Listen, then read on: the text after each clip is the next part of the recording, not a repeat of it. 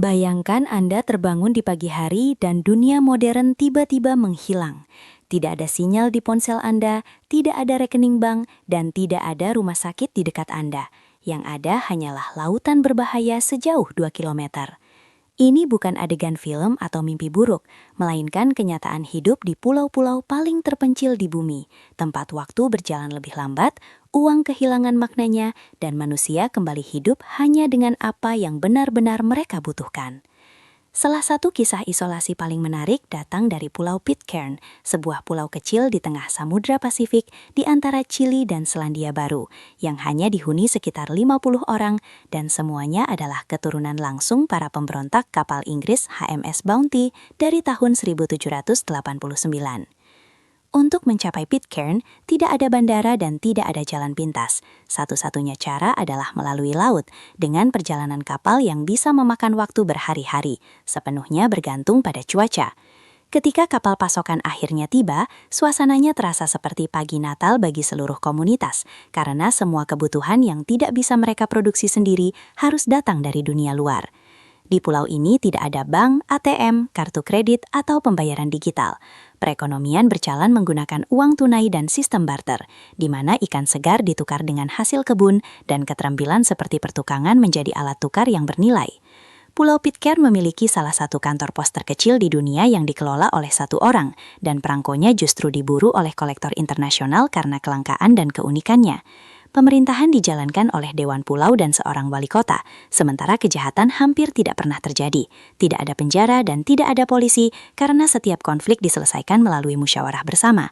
Pendidikan berlangsung di satu ruang kelas dengan satu guru yang mengajar semua mata pelajaran untuk anak-anak dari berbagai usia, dan layanan kesehatan sangat terbatas, sehingga warga mengandalkan perawatan mandiri, pengetahuan medis dasar, pengobatan tradisional, serta bantuan dari luar pulau. Pitcairn adalah pengingat bahwa dunia modern bukan satu-satunya cara untuk hidup, dan kini pertanyaannya kembali pada Anda. Bisakah Anda benar-benar bertahan hidup di tempat seperti ini? Dengan sekitar 4.500 penduduk, Pulau Saint Helena jauh lebih besar dibandingkan Pitcairn. Namun, selama berabad-abad tetap terisolasi di Samudra Atlantik Selatan. Hingga 2017, satu-satunya cara untuk mencapai pulau ini adalah melalui kapal RMS Saint Helena dari Afrika Selatan. Ketika bandara akhirnya dibangun, bandara ini sempat dijuluki bandara paling tidak berguna di dunia karena angin kencang yang membuat pendaratan sangat berbahaya. Namun setelah berbagai penyesuaian, 1 hingga 2 penerbangan komersial per minggu kini mulai menghubungkan Saint Helena dengan dunia luar. Penduduknya, yang dikenal sebagai Saints, hidup dalam komunitas yang sangat erat. Semua orang saling menyapa, mobil berhenti hanya untuk mengobrol, dan kejahatan hampir tidak ada. Tidak ada lampu lalu lintas, pusat perbelanjaan, klub malam, atau jaringan 5G. Hanya kehidupan yang berjalan dengan ritme sederhana. Tantangannya nyata, biaya hidup tinggi karena hampir semua kebutuhan harus diimpor, belanja memerlukan perencanaan berminggu-minggu, dan pendidikan hanya tersedia hingga tingkat dasar, sehingga generasi muda harus meninggalkan pulau untuk melanjutkan studi. Pariwisata, terutama yang berkaitan dengan sejarah Napoleon, menjadi sumber pendapatan utama meski akses terbatas. Layanan medis tersedia secara dasar, namun kasus serius memerlukan evakuasi mahal ke Afrika Selatan. Meski demikian, para Saints memiliki sesuatu yang sangat langka, komunitas sejati, tempat manusia lebih penting daripada harta. Dan dari sinilah perjalanan menjadi semakin ekstrim, menuju Tristan da Cunha, pulau berpenghuni paling terpencil di bumi dengan hanya sekitar 250 penduduk. Kita sedang membicarakan sebuah komunitas yang terletak 1.750 mil dari Afrika Selatan dan sekitar 2.800 mil dari Amerika Selatan. Secara harfiah, hanya sebuah titik kecil di tengah Samudra Atlantik Selatan. Tempat ini begitu terpencil hingga membuat lokasi-lokasi terpencil lainnya tampak seperti kota besar. Inilah Tristan da Cunha, pulau berpenghuni paling terpencil di bumi. Komunitas ini didirikan oleh para penyintas kapal karam pada awal 800-an, dan hingga hari ini seluruh penduduknya, sekitar 250 orang, hanya berasal dari 7 nama keluarga yang sama. Perekonomian Tristan da Cunha berputar pada satu hal, lobster. Bukan lobster biasa, melainkan spesies langka bernama Jasus tristani yang hidup di perairan dalam sekitar pulau. Lobster ini bukan hanya sumber makanan utama, tetapi juga tulang punggung ekonomi pulau. Para pria melaut untuk menangkap lobster, sementara para wanita bekerja di fasilitas pengolahan, dan hasil ekspornya membiayai hampir seluruh kebutuhan pulau dari dunia luar. Yang membuatnya unik, tidak ada pekerjaan formal dan tidak ada gaji tetap. Setiap orang berkontribusi sesuai kemampuan dan hasilnya dinikmati bersama oleh seluruh komunitas. Selain melaut, penduduk juga mengandalkan pertanian kentang yang menjadi inti kehidupan pulau.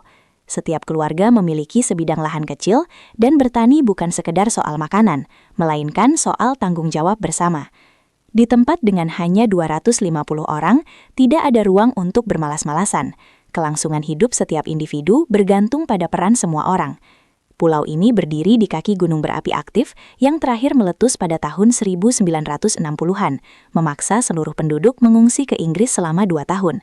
Namun mereka memilih untuk kembali, membangun ulang rumah mereka, dan melanjutkan hidup di tempat ini meski sadar risiko itu bisa terulang. Kehidupan modern memang telah mencapai Tristan da Cunha, tetapi isolasi tetap menghadirkan tantangan besar. Tidak ada jaringan listrik konvensional, daya dihasilkan dari generator diesel terpusat.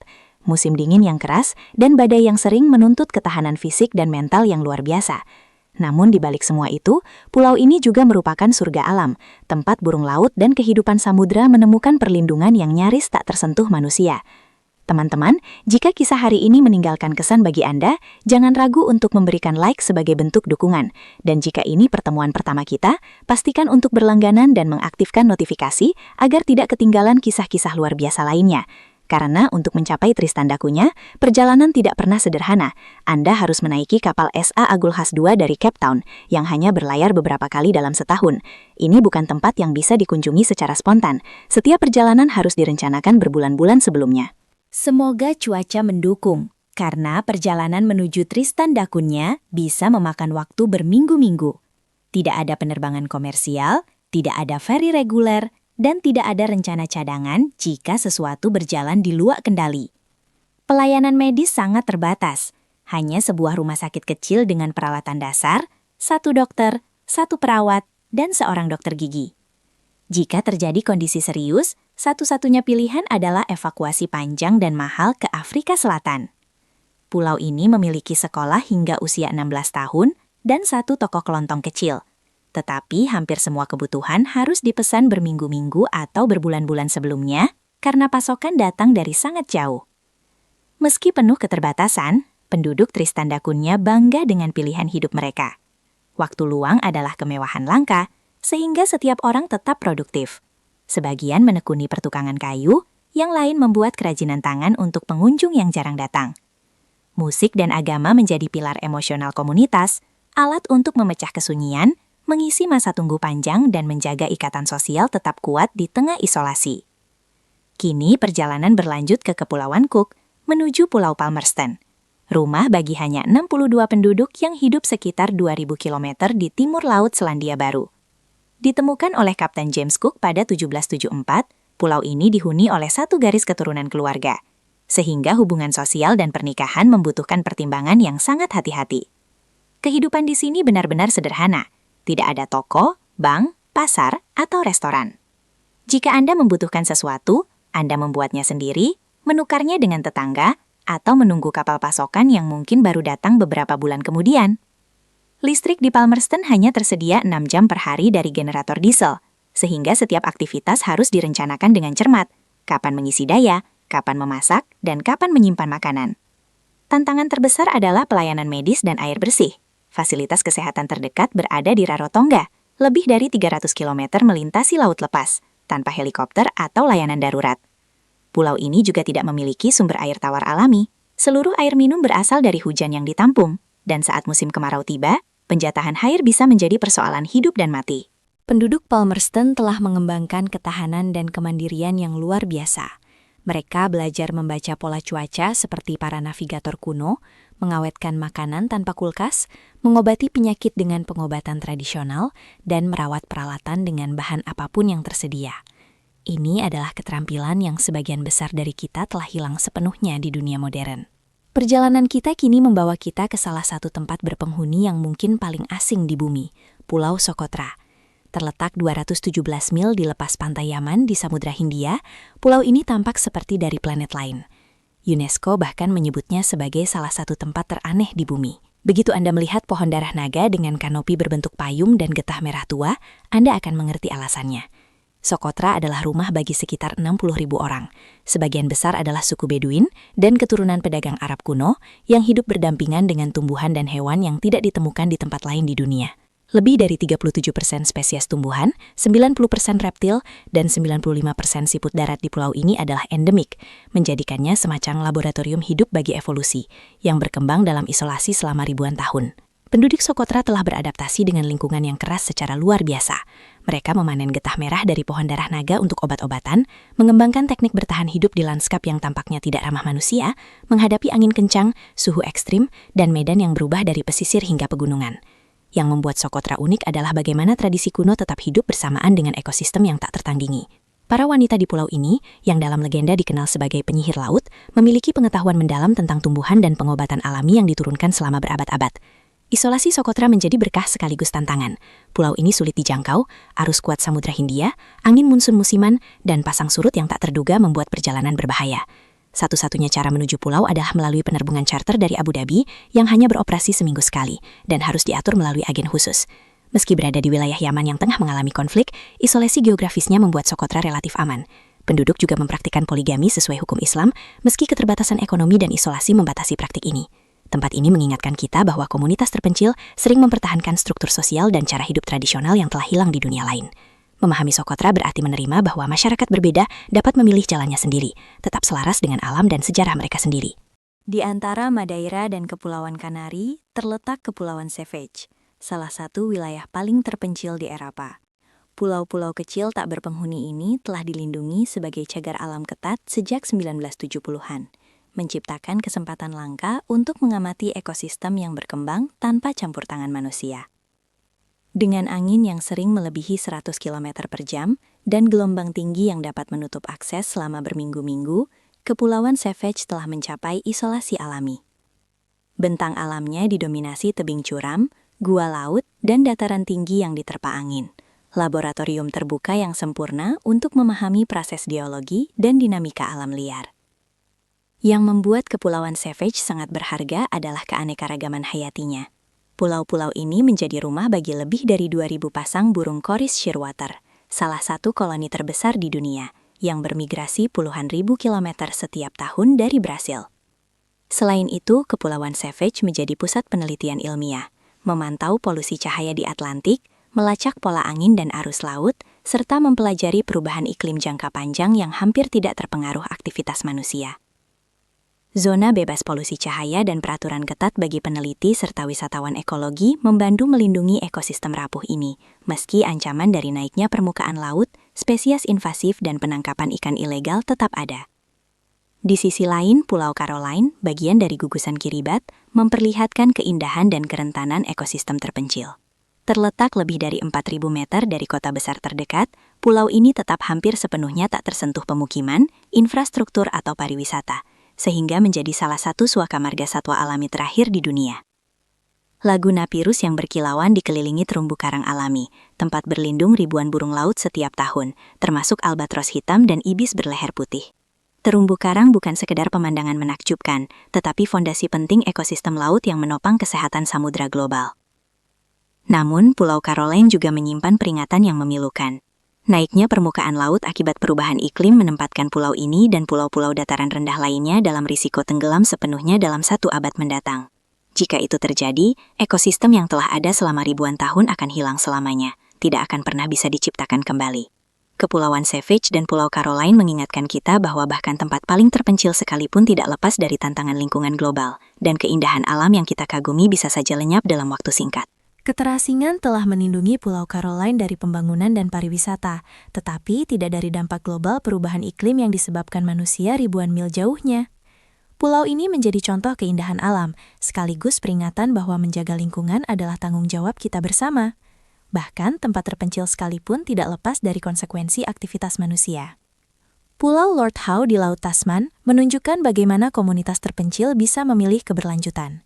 Gunung berapi yang terendam air ini terbentuk lebih dari 7 juta tahun lalu, menerapkan batasan ketat bagi pariwisata, menjaga terumbu karang sepanjang 6 km yang mendukung lebih dari 500 spesies ikan dan 90 jenis karang. Penduduknya hidup selaras dengan alam.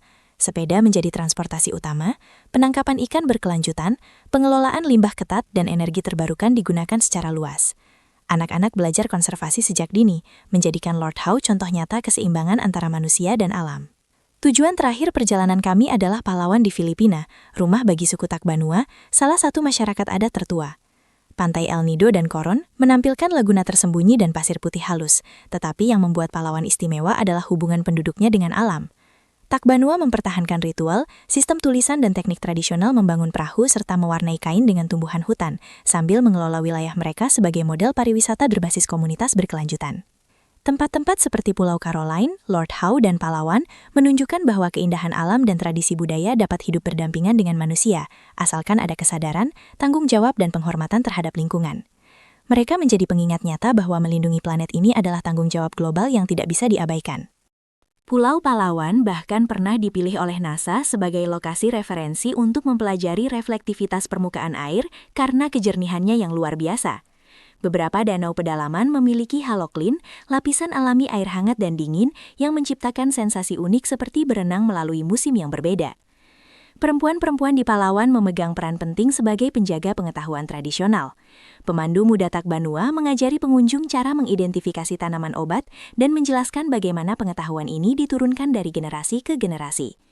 Mereka juga memimpin inisiatif membuat sabun alami, mengubah limbah plastik menjadi barang bermanfaat, dan menyelenggarakan tur edukatif untuk anak-anak. Palawan menunjukkan bahwa isolasi tidak harus berarti memutuskan hubungan dengan dunia modern, melainkan memilih aspek-aspek modernitas yang sesuai, sambil tetap melestarikan praktik berkelanjutan yang telah menopang komunitas selama berabad-abad. Setelah menjelajahi 9 tempat terpencil yang luar biasa ini, pertanyaannya kembali pada kita. Apakah Anda akan lebih bahagia di komunitas semacam ini? Jawabannya tidak sederhana. Pulau-pulau terpencil ini menghadirkan kehidupan di mana setiap orang saling mengenal, reputasi lebih berarti daripada rekening bank, keterampilan tradisional dihargai, dan ritme hidup memungkinkan hubungan antar manusia yang tulus. Mereka menukar kenyamanan dunia modern dengan hal-hal yang sering kita rindukan, tujuan hidup, komunitas, kedamaian, dan hubungan langsung dengan alam. Namun, mereka juga menerima risiko dan keterbatasan yang bagi banyak dari kita terasa menakutkan. Keadaan darurat medis bisa menjadi ancaman serius, sementara kemudahan sehari-hari seperti listrik andal atau air bersih menjadi sumber daya berharga yang harus direncanakan dengan cermat. Komunitas terpencil ini menantang kita untuk merenungkan apa yang telah kita peroleh dan hilangkan di dunia modern. Mereka mengingatkan bahwa kebahagiaan dan kepuasan hidup bukan hanya soal kenyamanan materi, tetapi juga tentang hubungan, tanggung jawab, dan keterhubungan dengan alam. Mereka menunjukkan bahwa kehidupan sederhana bisa syarat makna, tetapi juga menuntut ketahanan, kemandirian, dan penghargaan terhadap lingkungan sekitar. Sekarang giliran Anda. Bisakah Anda tinggal di salah satu komunitas ini? Apa yang paling akan Anda rindukan dari kehidupan modern, dan apa yang mungkin Anda peroleh? Bagikan pendapat Anda di kolom komentar, beritahu pulau mana yang paling menarik perhatian Anda, dan pastikan untuk tetap mengikuti perjalanan kami berikutnya. Terima kasih telah menonton, semoga cerita ini memberi inspirasi, dan sampai jumpa di petualangan berikutnya.